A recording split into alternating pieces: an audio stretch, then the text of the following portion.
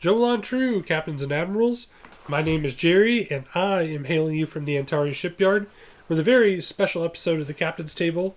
WizKids earlier this week announced that they had 3 new faction packs ready for pre-order, looking at a release date of quarter number 1 in 2024.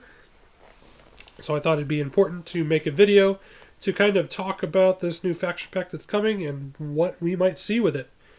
So the faction pack is called Adversaries of the Delta Quadrant. So what we know, it's going to be released in quarter 1 of 2024.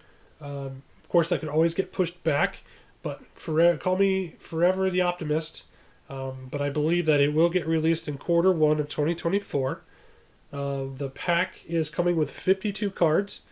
And here is a snippet that I took from the WizKids website for the pre-order, just kind of describing the box itself. With the Adversaries of the Delta Quadrant, pillage and hunt through the stars with 4 different independent ships. A Hirogen warship, a Narada type, a Numeri patrol ship, and a Vidian battlecruiser. Place a bounty on your opponents or even affect the reputation of their favorite starship with characters such as Kurus, Yusek, and Dala. Use new upgrades such as isokinetic cannon and refractive shielding to provide a challenge for your opponent in the Delta Quadrant campaign. Alright, and then what I got below here is the component list that is listed on the pre-orders as well. So we're getting 6 double-sided ship cards, 9 captains, 1 admiral, 10 crew upgrades, 6 weapon upgrades, 6 tech upgrades, 2 double-sided night shift initiative tokens, 2 star chart tokens, 2 Borg debris field obstacles, 1 Riku flowers token, and 1 Omega molecule token. And of course, we've got a Delta Quadrant campaign booklet. So let's talk about the double-sided ship cards again. I know I talked about it in the other videos, or if you haven't watched those videos, the past couple of packs, WizKids has introduced a system where they have the named ship on one side and then the generic ship on the other side. So we're not getting 6 ship cards. We're getting 6 named ship cards and 6 generic ships, meaning we're getting 6 ships in this pack. It's interesting. The Borg debris field obstacles interest me. The Riku flowers, I'm going to have to look that up. But I believe that is a Tuvix thing. Let me double check on that real quick.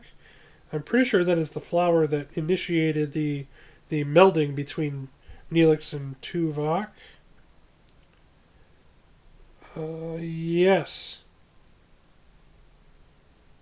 Yes. Okay. And then 1 Omega molecule. Again, I think this is going to tie heavily into the Federation Delta Quadrant pack. This one is obviously the independent Delta Quadrant pack. The ships in this are a little interesting. The Hirogen warship, cool, great. Hirogen were kind of a big thing. The Narada type is interesting. And the Numeri patrol ship. Now, I don't remember which one is exactly which, but I think this is a fantastic nod to Voyager by WizKids. At first I got excited, like, oh, we've got 2 new ships that we don't have molds for, so we're getting new molds. No, that's not what's happening. So it very much indicative of Paramount and Star Trek itself. It's reusing old molds. So I don't remember exactly which one it is, but one of them, either the Narada or the Numeri, is a rehash of the Bajoran ship. The triangular one, just painted a different color. And then the other one is a backwards Romulan science vessel, painted, I think it was either brown or gold. So that's exactly what WizKids did. They're going to use the same molds and just feature them as they did in Voyager. Kind of clever. Kind of sad we didn't get any Kazon. They were supposed to be the big bad for Voyager at the beginning there for the first couple of seasons. No species, no Crenum, but that's okay. I think they're going to make up for that in other ways, and we'll talk more about that in a couple of minutes. So let's go ahead and let's move forward. So these are the cards that were previewed on the pre-order itself.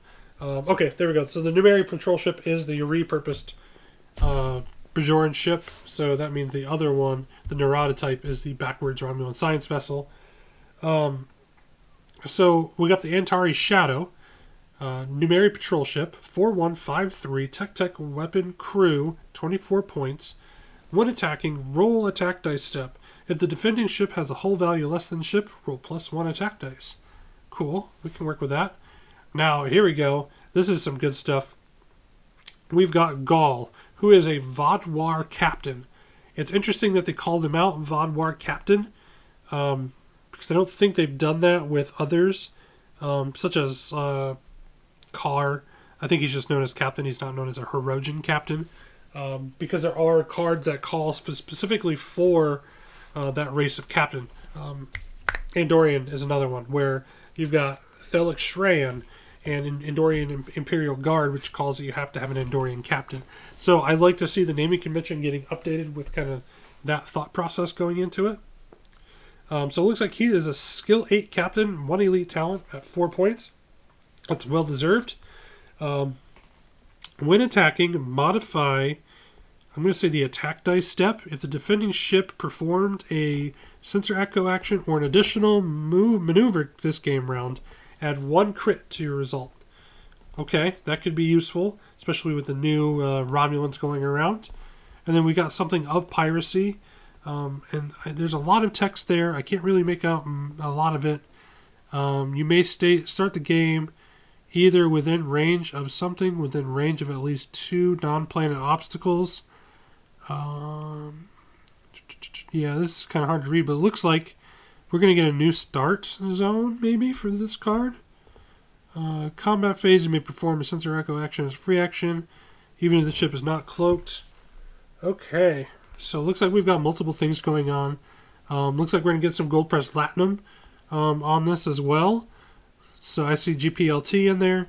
You may discard a battle station token besides the ship and place 1 gold press latinum token on the captain equipped to this ship. Okay, and then combat phase you may perform. Alright, so piracy. I'm going to be playing with some GPLT, which is much needed. I think it's going to be a much needed change in pace for that. So, here's the speculation. The confirmed cards, we've got a Hirogen warship, the Narada type, the Numeri patrol ship, the Antari Shadow, the Vadian battlecruiser, Kuros, Yusek, Dala, isokinetic cannon, refractive shielding, and of course I forgot to put the other 2 cards that were in the preview there, but the Vodwar captain, Gaul I believe was his name, he's there, and then of course something of piracy. Maybe the age of piracy. I don't know. So you can see my speculation column is completely empty. That's because we've got a whole 7 seasons of stuff that they can use. Especially with the kind of crew that they've kind of hinted are in this. Or at least the other cards that are in this that they hinted in the description. So Kuros is Self. Kuros is from the episode The Think Tank. He is the main guy that Voyager deals with on the Think Tank, played by Jason Alexander. He's the one that claimed that they helped solve the Vidian's phage problem. I think it was in a later season episode, say about season 5 or season 6 of Voyager. Yusek, let's see if I remember him correctly. Yusek was a bounty hunter. Also from the Think Tank episode. He's the bounty hunter that was hired by the Think Tank to go capture Voyager when Voyager didn't want to cooperate or pay up. So we're definitely getting some Think Tank stuff in this without having the actual model. The next person is Dala, who, if I remember her correctly, she is one of the people who were impersonating Captain Janeway in that episode where they had to track down the impersonators who were impersonating Voyager and Tuvok and Janeway and Chakotay and selling people counterfeit goods. So we're definitely getting some interesting aspects and concepts in this. And I'm really excited about this Delta Quadrant campaign that they've got going. Hopefully hopefully it is like a book 1, book 2 situation. It's kind of what I'm assuming is happening. But I'm very interested to see what they come up with. So this episode's a little bit shorter just because there's not as much to cover right now. But if you like the content, if you like what I'm doing here, give me a like and a subscribe. I'm going to try and do some more content for you guys. I just have to find the time to do the recordings and editing and get everything uploaded. But I'm excited. Attack Wing has made some noise. We're going to, Forever the Optimist, I don't believe this is going to be the end. I believe it is a new beginning for Attack Wing. And we're having another conversation about this over in the Fremont Reformation Discord. I'll put a link below in the description box below for that. Other than that, until next time, I'll